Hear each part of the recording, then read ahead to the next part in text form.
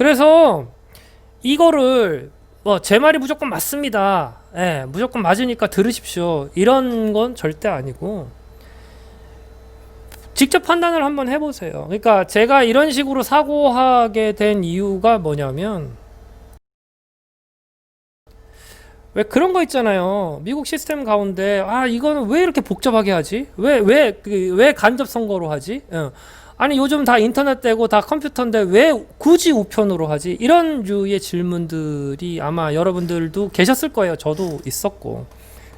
근데 이제 저희가 이제 이렇게 이런 설명들을 하고 제가 알고 있는 미국으로 이해를 하면 그게 맞다는 의미가 아니고 그런 식으로 이해를 하면 그런 시스템들이 왜 존재하고 미국에서 왜 먹히고 미국 사람들 그러니까 아까 얘기한 시티즌십을 가지고 있는 사람들이 왜 이런 식이 되고 우리나라 같은 데모가 일어날 확률이 굉장히 적고 우리나라 언론에서 현재 짓거리고 있는 그런 어떤 부정이 일어날 가능성이 적고 그리고 일어날 가능성이 적다는 거는 부정을 안 한다 다시 한번 말씀드리지만 안 한다는 의미가 아니라 부정이 일어나도 원래 원하는 어떤 그런 의사 결정에 영향을 안 주도록 그러니까 그렇게 시스템이 만들어져 있다는 거예요, 미국은.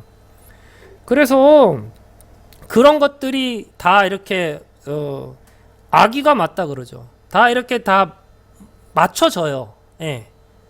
그러니까 기본 전제를 깨지 않고 아 요런 식으로 되면 요게 요렇게 되고 저렇게 되는 것들이 맞춰지기 때문에 제가 이해하고 있는 거가 맞다고 생각을 하는 거예요. 근데 이제 뭐 안 맞는 경우가 있다면 얘기를 해주시면 되겠죠. 그러니까 이거를 보실 때 여러분들이 직접 판단을 해보세요. 그러니까 제가 한 얘기가 맞는지 틀린지를 그러니까 사실 자꾸 뭐 이렇게 해가지고 그 안 그래도 이제 어떤 분하고 논쟁을 하다 보니까 뭐 소요 사태가 거의 일어나지 않을 겁니다라고 얘기를 했더니 뭐 여기도 소요 사태가 일어났고 저기도 소요 사태가 일어났고 뭐 내전에 준하는 뭐 내전이 뭔지도 정의가 되지 않은 상태에서 뭐 뭐 이거 불복하면 내전이고 뭐 이딴 식의 소리를 했던데 그러니까 예 그런 거는 어불성설일 가능성이 훨씬 높고 네, 그러니까 이제 제가 드리고 싶은 말씀은 아이고 이게 얘기가 좀 길어졌는데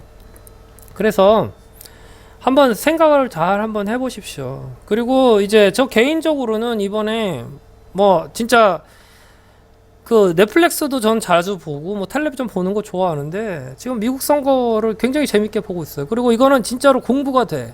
제가 이제 예전에 어렴풋이 알고 있었던 민주주의의 개념 민주주의 시스템 혹은 미국 정확하게 얘기를 하면 미국 민주주의 시스템이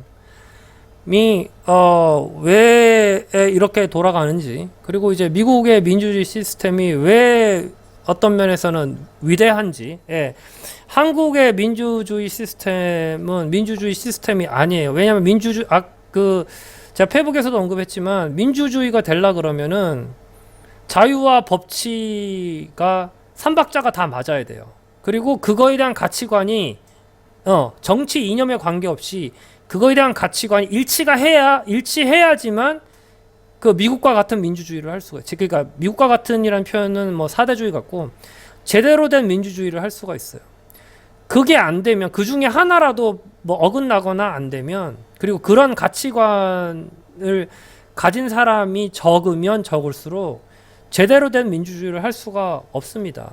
그리고 한국에서 한 민주주의는 그러니까 그런 어떤 뭐 민주화 운동 자체가 민주주의가 아니라고 얘기는 못하겠지만 그게 전부가 아니에요. 그리고 그 전체 아까도 말씀드렸듯이 민주주의 시스템이라는 그 전체 구조에서 봤었을 때 그 데모는 정말 그 최악의 경우 그리고 정말 그 뭐라 그럴까 진짜로 시스템적으로 어떻게 해결이 안 되는. 그러니까 시스템이 그렇게 다 잘 만들어졌음에도 그런 노력을 했음에도 불구하고 문제가 생겼을 때 할 수 있는 최후의 수단이 그게 데모고 그게 뭐 혁명이라면 혁명이고 그런 거예요. 미국도 대통령 바뀌었죠, 그죠? 근데 미국 대통령 바뀌었을 때 데모에서 바뀐 것 같아요? 아니에요. 법제 시스템 안에서, 그러니까 확실한 증거, 그러니까 뭐 닉슨 같은 경우에 확실한 증거를 잡고 들어와서 그걸 가지고 재판을 하고 하야를 하고 처벌을 받고 이렇게 다 시스템 안에서 있는 거예요. 예, 시스템 안에서 다 이루어지는 일들이고 예외가 거의 없어요. 예, 예외가 거의 없는 상황이고, 그리고 제가 이제 그 마지막으로 이런 얘기를 드리고 싶어요. 그 Black Lives Matter, Black Lives Matter 그것 때문에 이제 얼마 전에 한참 얘기가 나와가지고 뭐 한국에서 얼마 이상한 소리 하고 앉았는데, 제가 이제 그 미국 방송들을 갖고 어느 방송인지 저도 기억이 안 나는데 그 이제 미국 두 사람이 그런 얘기를 하더라고요. 그러니까 이제 그 뉴스 사회자가 어떤 얘기를 했냐면, 야, 이거를 개선하기 위해서는 어떻게 해야 되냐, 뭐가 맞다고 뭐, 그러니까 한 명은 한 번은 오바마한테 질문을 한 거고, 한 번은 저는 이제 잘 모르는데 이제 굉장히 유명한 사람이 그러니까 이제 그 블랙 그 피플 가운데서는 인플루언서죠. 그러니까 되게 유명한 사람인가 봐요. 그 사람한테 이렇게 얘기했었을 때 우리나라 같으면 뭘 할 것 같아요? 법 바꿔야 된다 그러게. 법 바꿔야 되고, 당장 쉽게 해가지고 그 인권 뭐 위원회 같은 거 열어가지고 지금 그렇게 해가지고 한 경찰들 다 잡아가지고 죽여야, 뭐 처벌해야 되고, 이렇게 얘기를 하겠죠, 그죠? 거의 안 봐도 비디오예요. 만약에 한국에서 그런 일이 일어났으면 지금 그렇게 하고 있으니까. 근데 그 두 사람 블랙 피플 오바마랑 두 사람이 한 얘기가 거의 비슷한 게 뭐냐면, 선입견을 없애야 된다.